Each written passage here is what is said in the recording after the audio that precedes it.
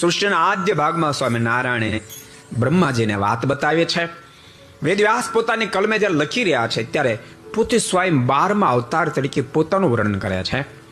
13મા અવતાર તરીકે યાદ રાખજો બુદ્ધ ભગવાનનું વર્ણન કર્યા છે. 15મા અવતાર તરીકે કલ્કીનું વર્ણન કર્યું છે. 14મા અવતાર તરીકે સ્વયં ભગવાન સ્વામિનારાયણ ધરતી પર પધારવાના એને માટે 3 શ્લોક લખ્યા છે. બુદ્ધ ભગવાન માટે 1 લખ્યો છે, કલ્કી માટે 1 લખ્યો, ભગવાન સ્વામિનારાયણ માટે 3 શ્લોક લખ્યા છે. આદ્ય ભાગમાં નારાયણે બ્રહ્માને કહ્યું, હે બ્રહ્મદેવ, હું કૃષ્ણ રૂપે આ ધરતી પર પધારીશ.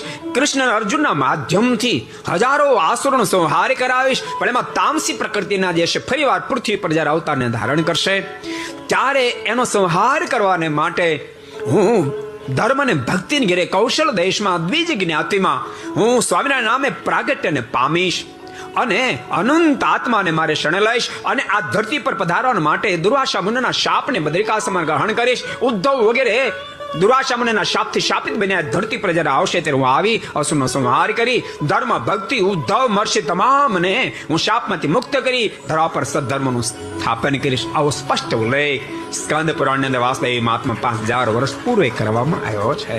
એ પ્રમાણે ધરતી પર ભગવાન શ્રીનું આગમન થયું છે.